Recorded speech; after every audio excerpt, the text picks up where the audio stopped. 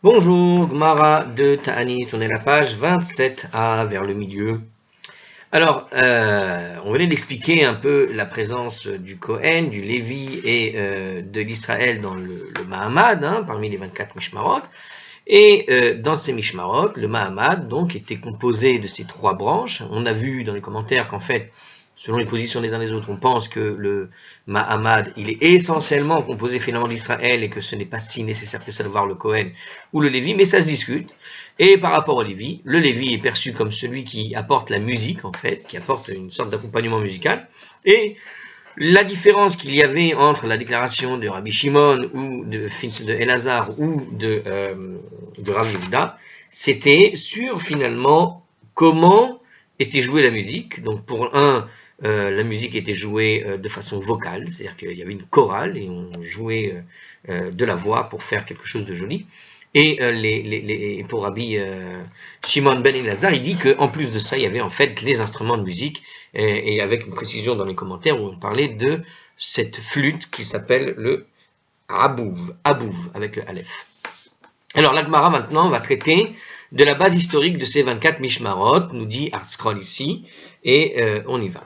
Alors, Amar Rav Chama bar Goria, Rav Chama bar Goria a dit au nom de Rav, Moshe tiken lahem les Israël shemona mishmarot. Moïse a institué pour Israël 8 mishmarot, 8 gardes. Arba'a me Elazar ve arba'a me Itamar.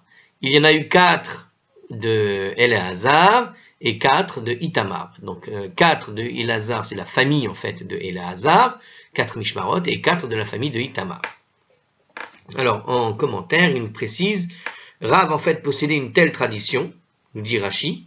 Elazar et Itamar étaient les deux fils de Aaron. Donc en fait, Rav connaissait cette tradition, veut nous dire Rashi ici, c'est-à-dire qu'il savait de l'histoire, de comment ça a démarré, quoi. Donc Moïse a institué pour Israël 8 Mishmarot au départ, d'accord, donc 4 de Elazar, 4 de la famille d'Itamar. Bashimuel, Ve'amidan al Shesh Esre. Alors j'ai pas très bien compris d'ailleurs pourquoi est-ce qu'il y aurait eu 4 de la famille de Elazar, 4 de la famille de Itamar, puisqu'ils sont eux-mêmes Kohen.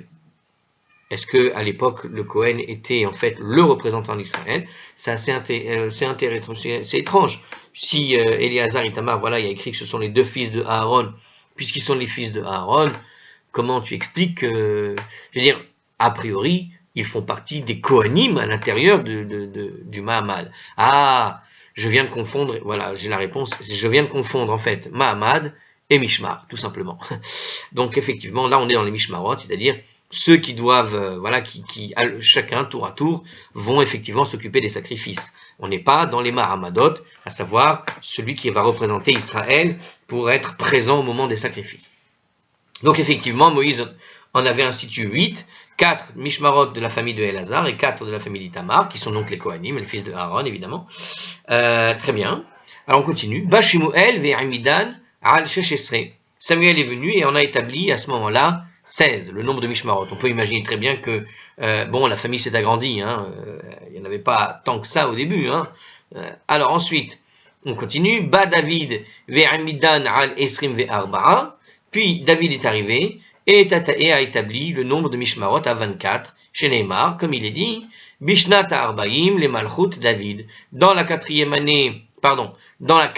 année du règne de David, Nidrasha Vaimatse, Bahem Gibore Chail, Beyazer Gilhad. On chercha et on y trouva parmi eux les hommes puissants et valeureux de Yazer et de Gilhad. Donc ici, il y a un texte. Alors ce texte vient du livre des Chroniques, le Chronique 1, au chapitre 26, le verset 31, et il nous dit comme ça en commentaire. Alors, les chapitres précédents, 23F, alors j'ai pas très bien compris la référence ici, énumèrent en fait les hommes de prestige parmi les Kohanim et les Lévinim, et expliquent comment David les a répartis en 24 groupes, qui sont appelés les Mishmarot. Il faut voir là-bas le chapitre 24, verset 4. Le verset qui est cité ici apparaît à la fin de cette liste de noms, et enseigne que l'institution des Mishmarot a eu lieu quand? Au cours de la 40e année du règne de David. Puisqu'au cours de cette année-là, Samuel n'était plus en vie, la Gemara en déduit, dans ce verset, que c'est David et non Samuel qui a porté le nombre de Mishmarot à 24. C'est la Gemara qui va être expliquée un peu plus loin, nous dit le Meiri. Alors, l'institution des Mishmarot est de source biblique et s'appuie en fait sur le livre du Deutéronome, dans Devarim, donc chapitre 18, verset 8, là-bas, le Rashi, le Targum, Onkelos là-bas, semble indiquer la chose. Toutefois, la Torah n'a pas mentionné le nombre de Mishmarot. Donc, il y a des gardes à tenir au temple, mais la Torah n'avait pas spécifié combien il fallait de gardes. D'accord, de gens qui sont dans leur voilà, dans leur tour de garde pour faire la chose. Alors Moïse, Moshe, Samuel et David ont déterminé ce nombre, le nombre adéquat des Mishmarot, selon le nombre de Kohanim de leurs générations respectives. Voilà ce qu'on a dit. Chaque génération, il y avait une certaine quantité de gens disponibles, quoi. Au tout début, évidemment que en faire 24, si vous aviez au début que 10 Kohanim, c'était pas possible là. Au début, c'est juste la famille de Aaron et de ses enfants. Donc, vous ne pouvez pas avoir 24 si vous avez un homme et 4 enfants. 4 fils. Donc ici, voilà, au fur et à mesure, on a augmenté le nombre et puis on s'est arrêté là. Alors, l'Agmara demande quand même, à propos de ce dernier passage qu'on a cité, à propos de David, qui en a donc établi 24, donc justement, on avait dit qu'on allait en parler. Alors, Métivé, on a contesté l'enseignement de Rav, à partir d'une braïta. Donc tout ça, c'était Rav Chama qui avait dit ça, mais on a contesté l'enseignement de Rav tout de même. Alors comment qu'est-ce que dit la braïta? Moshe tiken lahem l'Israël shemona mishmarot. D'accord? En fait, Moïse, alors c'est Rav Chama Bar Goria qui avait dit au nom de Rav, je rappelle. Donc là, on a contesté l'opinion, enfin l'enseignement de Rav, et il y a une braïta qui dit autre chose. Moïse institua à 8 mishmarot pour Israël. Donc au départ, Moshe tiken lahem l'Israël shemona mishmarot, arba'a mais Elazar, ve arba'a me Itamar, 4 de la famille de Elazar et 4 de la famille de Itamar, donc ça, pour le moment ils sont d'accord avec lui. Ba David ou Shmuel, ve Amidan Sha'al Esrim ve Arba, et David et Shmuel sont venus et ils ont établi le nombre de Mishmarot à 24. Donc la différence avec le passage de Rav, c'est sur l'intermédiaire, avec 16 que disait au début que Shmuel en a établi 16, puis plus tard, David, après sa mort, en a installé 24. Donc chez Nehemar, donc ils ne sont pas du tout d'accord et ils reprennent a priori une autre phrase du livre des Chroniques. Donc cette fois-ci c'est dans le chapitre 9 verset 22 du Chronique 1 et il dit cette phrase comme il est dit. Donc ça c'est la preuve de la Braïta. He Magissad David Shmuel Haroe be'emunatam. Ce sont celles que David et Samuel le prophète établirent pour tous les temps. Donc voilà. Donc on voit que la Braïta a sous-entendu que c'est David et Samuel qui ont augmenté ensemble le nombre de Mishmarot à 24 et non pas uniquement David. Ça contredit l'opinion de Rav qui avait dit que la chose s'est faite par étapes au fur et à mesure qu'il y avait une quantité en augmentant de manière croissante de Kohanim. Je me suis mal exprimé mais c'est ça. Donc bon, alors la contradiction elle est sur la partie intermédiaire. 16 avait dit Rav que Shmuel avait établi 16, puis plus tard David 24. Là ils disent que ça s'est fait ensemble, comme un accord, il n'y a pas eu d'étape. La Gemara résout tout simplement cette contradiction. Arika Amar. Voici ce que la Braïta veut dire. Misodo shel David ou Shmuel haramati. À partir de la décision de David et de Samuel, le Ramaït, et Aimidum al Esrim ve'arba. Il s'ensuivit que le nombre de Mishmarot fut établi à 24. Ça veut dire tout simplement que la décision de Samuel, en gros, est passée à 16, puis la décision de David à 24, ce qui revient quasiment absolument au même. En gros, alors en commentaire quand même pour expliquer mieux ce que la formulation de la Gemara pour le dire, elle dit comme ça littéralement, c'est-à-dire si on traduit littéralement le texte qu'on a dit, Miyesodo shel David Shmuel aramati. Alors, ils les établirent au nombre de 24, ça veut dire que Shmuel et David jouèrent tous les deux le rôle dans l'augmentation du nombre de Mishmarot. Ça veut dire que ce que voulait dire en fait le passage de la Braïta ici, c'est tout simplement que c'est dans que le langage qui est utilisé quand il dit qu'ils ont établi, c'est pas qu'ils ont établi dans l'augmentation du nombre de Mishmarot, tout simplement. C'est-à-dire que les deux ont fait l'augmentation du Mishmarot, sans préciser lequel avait fait 16, lequel avait fait 24, tout simplement. Et c'est Rav qui a donné cette précision en réalité, donc ça résout tout simplement. Donc les deux ont joué le même rôle dans l'idée de l'augmentation, et c'est ce que voulait dire la Braïta, et c'est pour ça que la Braïta parle des deux en même temps, de David et Samuel, qui ont finalement augmenté le nombre de Mishmarot. Voilà, c'est tout simplement un problème de lecture du texte. Samuel éleva le nombre donc à 16 et David le porta à 24, comme l'avait enseigné Rav. C'est ce que nous dit Rashi. Voilà, ça résoudait, évidemment, ça résout la petite difficulté très légère ici. Alors, autre braïta, une braïta divergente. Alors, Tanya Idar, il a été enseigné au nom d'une autre braïta. Alors, qu'est-ce qu'il nous dit dans cette braïta cette fois-ci? Moshe tiken laim Israël, shesh esrei mishmarot. Moshe a institué 16 mishmarot pour Israël, Shemone me El-Hazar ou Shmone me Itamar. Il en a placé 8 de Itamar et 8 de El-Hazar, je l'ai fait à l'envers, c'est pareil. Ursherabu bene El-Hazar, al bene Itamar. Mais lorsque les descendants de El-Hazar devinrent plus nombreux que les descendants de Itamar, Hillekum ve'amidum al esrim ve'arba. Alors on divisa les mishmarot à nouveau et on les a établis au nombre de 24. Ça veut dire 16 de la famille de Elazar et 8 de la famille de Itamar, parce qu'ils étaient plus nombreux maintenant chez Eleazar. Alors, chez Nehemar, comme il est dit, donc il y a une preuve là-dessus, Vaimatseu bene Elazar rabim le raché agevarim min bene Itamar. Et les descendants d'Elazar furent trouvés plus nombreux, selon le décompte des hommes, que les descendants d'Itamar.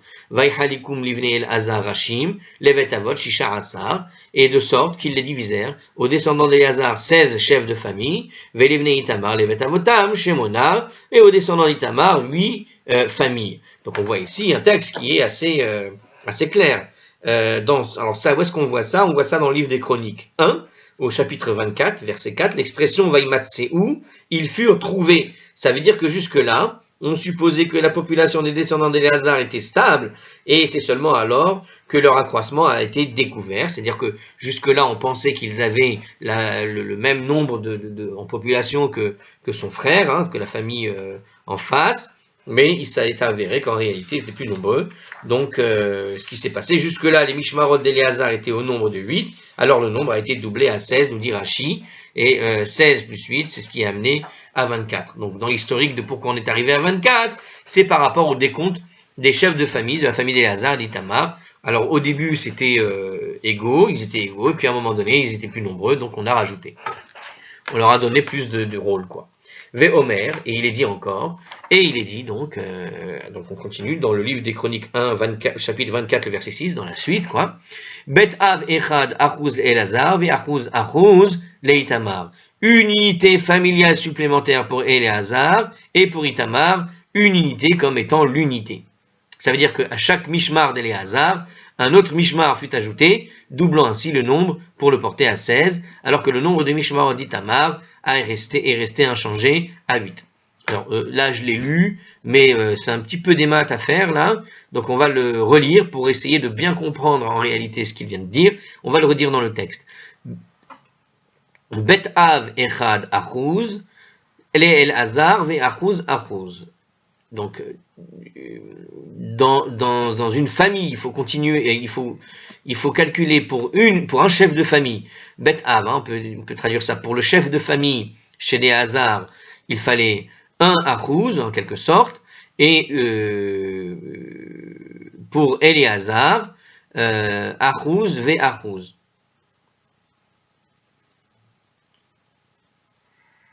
Alors, achuz le Itamar. Alors je répète, echad achuz le Elazar, c'est comme ça qu'il faut le lire. Je recommence. Bet av, dans le cas des chefs de famille, donc pour chaque famille, echad achuz le Elazar, tu prends un achuz pour Elazar, et puis tu en prends deux, puisqu'il y a écrit achuz achuz, donc tu en prends deux pour Itamar. Donc pour un Elazar, il fallait deux pour Itamar, quoi, en gros. Une unité comme étant l'unité. Donc à chaque mishmar de Éléazar, je le relis, pour chaque mishmar de Éléazar, d'accord? Donc, si on prend un pour Éléazar, un autre mishmar fut ajouté. D'accord. Alors, je vous avoue que je n'arrive pas à comprendre la formulation, ni l'explication, là. Bon, en tout cas, c'est à partir de là qu'ils ont déduit qu'il y avait donc, si je me rappelle bien, parce que du coup, je me suis emmêlé les pinceaux. Alors, on va le refaire, regardez, si je relis ici, dans le texte cette fois-ci, dans le texte, on voit que de sorte qu'ils ont divisé aux descendants d'Éléazar 16 chefs de famille, et pour les descendants d'Itamar, il y a 8 familles. Donc en fait, on peut dire que l'unité, c'est 8, et le double de cette unité, c'est celui-là. Alors maintenant, comment est-ce qu'il traduit ça dans la suite du texte. Bet av echad achuz le el hazar. Donc el hazar, c'est celui qui contient le double. D'accord? Donc qu'est-ce qu'ils ont fait? Sur un achuz de Eleazar, ve achuz achuz. Alors qu'est-ce que ça veut dire achuz ici? C'est un pourcentage en fait. Donc si tu prends un pourcentage de Eleazar, il faut prendre le pourcentage d'un pourcentage pour Itamar. D'accord? Si je traduis comme ça, parce que prendre l'unité comme étant l'unité, donc en gros, c'est plutôt comme ça. Il faut comprendre le mot achouz dans l'idée de retirer. C'est-à-dire que quand tu choisis une partie de Eleazar, pour une quantité d'Eleazar, il faut prendre finalement moitié moins pour Itamar. C'est ce qui explique que tu passes de 16 à 8. D'accord? Mais comme on est passé plutôt de 8 à 16, alors peut-être la formulation, elle vient donner cette idée-là. C'est-à-dire que pour ce qui est prix de Itamar, tu dois prendre le 1 achouz supplémentaire pour Eleazar. C'est-à-dire que chacun avait pareil, achouz les Itamar. Donc c'est cette idée de chacun, il avait 8 pour l'un et pour l'autre. Donc le achouz Itamar, ve echad achouz en plus pour Eleazar. Je ne sais pas si ça peut être compris comme ça. Alors la Gemara pose la question tout de même, mais alors pourquoi est-ce qu'il est nécessaire de citer deux versets? Pourquoi Maï ve Omer? Pourquoi la Braïta a ajouté, et il est dit, elle a rajouté donc cette chose que j'ai du mal à lire et à comprendre, Bet av echad achuz lazar ve'achuz achuz, les Itamar. On a vu le premier verset est très clair. Il y a écrit 16, puis il y a écrit 8. Donc c'est clair. D'accord? On voit, il y en avait 16, à un moment donné, donc il y a eu plus de population chez Eleazar, on en a mis 16, puisqu'il y avait plus de population chez eux, et 8, on l'a laissé à 8 pour Itamar. Mais pourquoi est-ce qu'on a été obligé d'écrire le deuxième verset comme preuve? On n'avait pas besoin du deuxième verset qui m'embrouille personnellement, bref, pourquoi on a rajouté? Veritema. Parce que si tu veux dire Ki hechi dinfiché, pardon, je recommence. Ki hechi dinfiché bene Eleazar, que tout comme les descendants de Eleazar se sont accrus, achinami denifché bene Itamar. Alors de même, les descendants d'Itamar se sont accrus en nombre. Shemona me'ikara arbaha havu.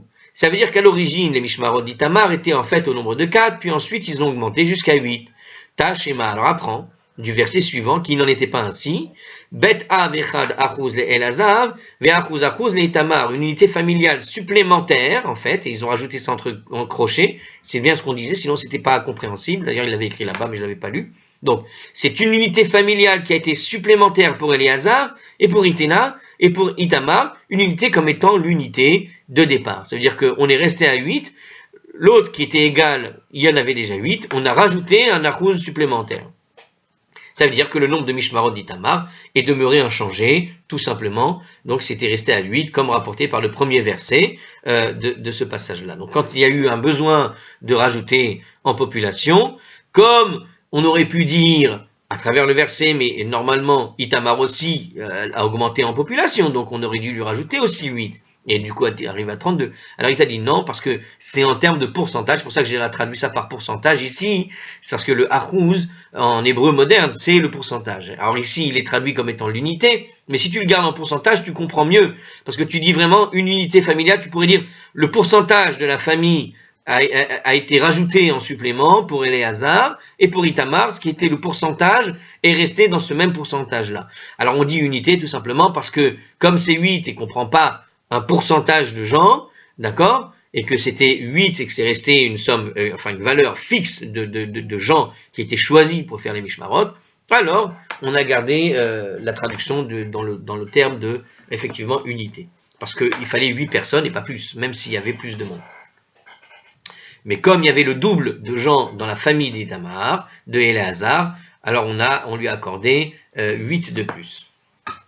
Alors la Gemara quand même pose la question, Teyufta de Rav Chama bar Goria. La dernière braïta constitue apparemment une réfutation à propos de ce qu'a dit Rav Chama bar Goria. Vous vous rappelez, quand on a cité l'opinion de Rav Chama bar Goria, on avait parlé de Moïse qui avait établi 4 pour Itamar et 4 pour Eleazar. Donc comment ça se fait que tout d'un coup, dans ce passage qui est très explicite, il dit que Moïse en a choisi 8 pour Itamar et 8 pour Eleazar. D'accord? Donc si je le redis dans les mots de Hartscroll, la Braïta a rapporté que Moïse a institué au total 16 Mishmarot, alors que d'après Rav, bar Goria, il n'avait institué que 8. D'accord? En commentaire, il nous dit comme ça, selon l'opinion de la Gemara, de la Braïta, qui dit que le nombre de Mishmarot était de 16 à l'origine, les versets qui étaient cités plus haut, et qui indiquent David a augmenté leur nombre, signifie donc que ce monde passe ça tout simplement de 16 à 24, et c'est ce qui explique pourquoi est-ce qu'on a parlé de 16 à 24, aussi bien pour une décision de la part de Shmuel et de David, a priori. C'est ce qui nous dit Rashi ici. Donc on a plusieurs choses qui changent ici à cause de cette dernière Braïta.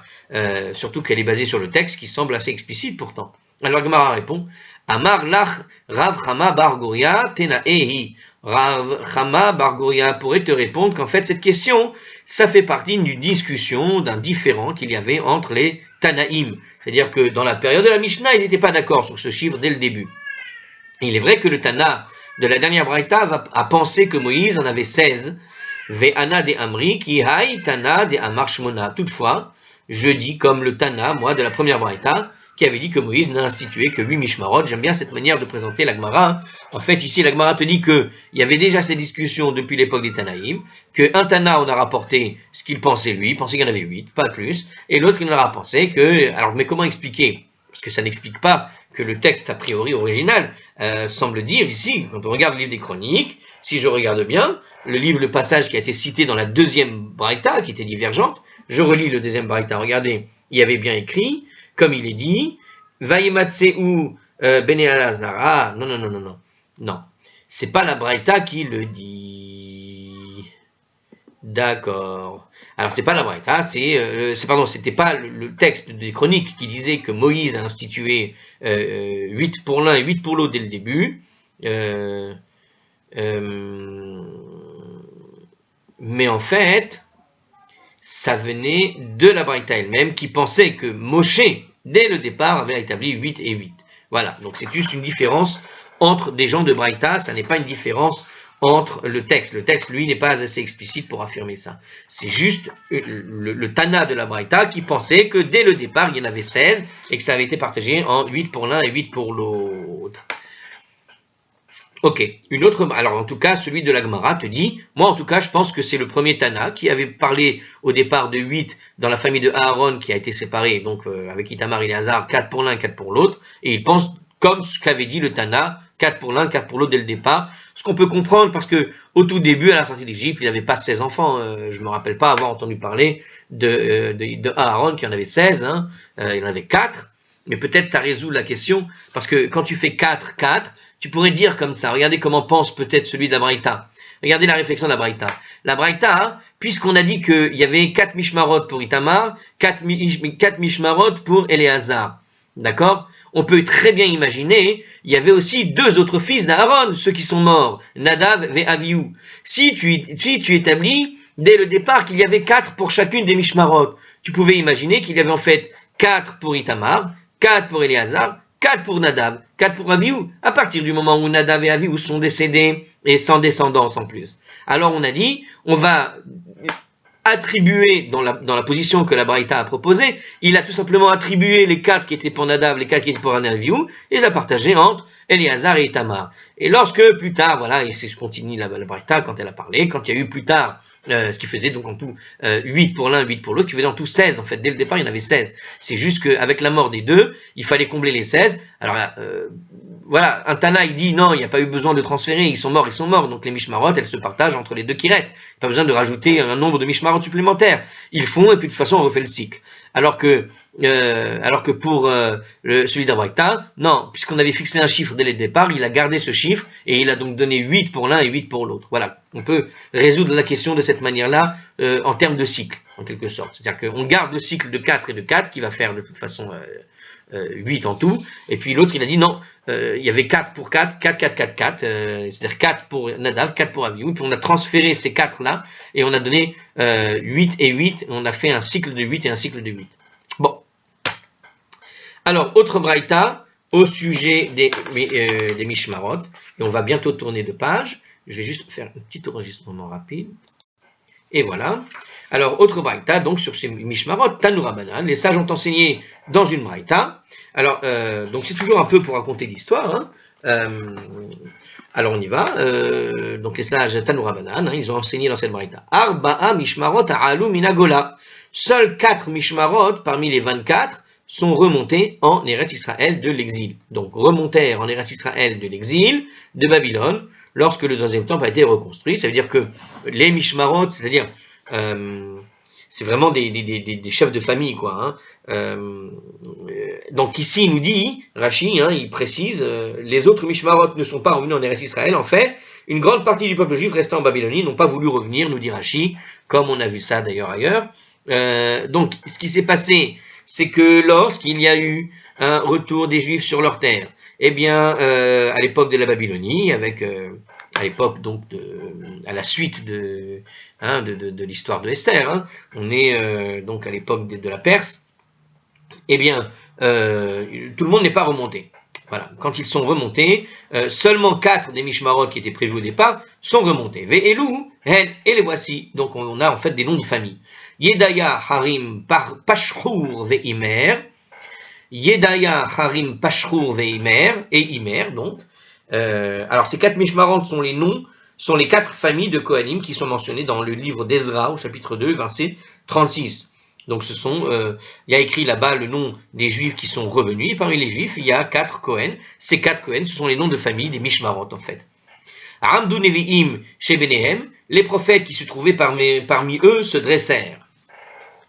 Vechilkum, ve'amidum al esrim ve'arba'a, ils les divisèrent, en firent 24 Mishmarot différents. Ça veut dire, puisqu'il n'y a que 4 familles qui viennent, et alors ils se sont levés, ceux de l'époque, et ils ont dit, puisque vous n'êtes que 4, mais qu'on a besoin de 24 groupes pour faire marcher le temple, on va vous partager en 24 maintenant.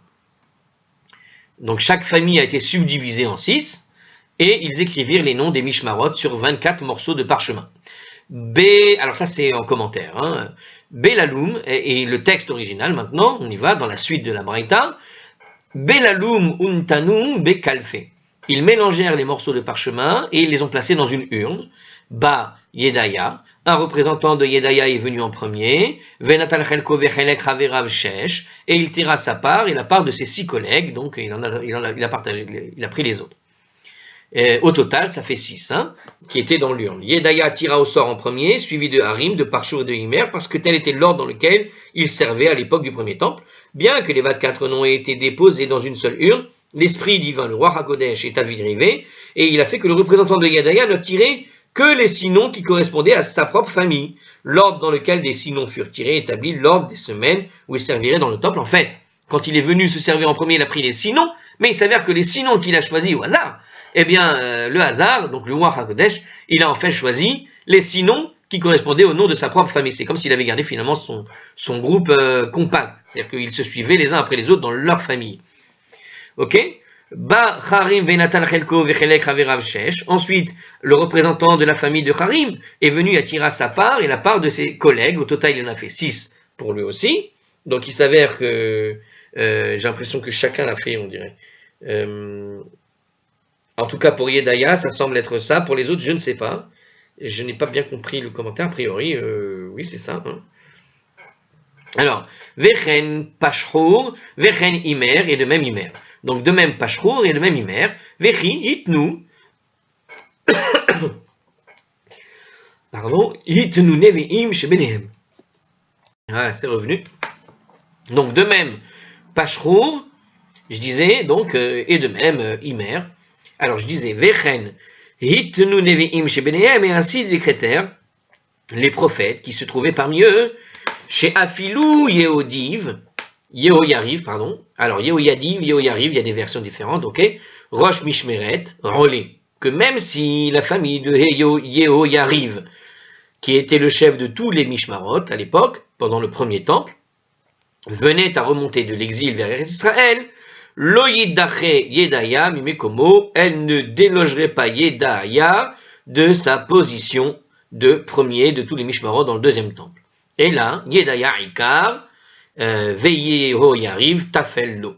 Mais plutôt Yedaya resterait le Mishmar principal et Yehoyariv serait alors un subordonné. Ça veut dire qu'en fait, il devenait en fait, du fait qu'il était venu parmi les premiers en Eretz Israël à revenir, il y avait d'autres familles qui restaient là-bas en exil, mais comme ils ne sont pas venus, celui qui n'est pas venu, qui va à la chasse, vraiment c'est l'expression, qui va à la chasse perd sa place, ils travailleront encore puisqu'ils sont Kohen, mais à partir du moment où il a perdu sa place et qu'on a refait le tirage au sort, eh bien celui qui n'est pas revenu, eh bien, devient le subordonné de celui qui a fait l'effort de revenir.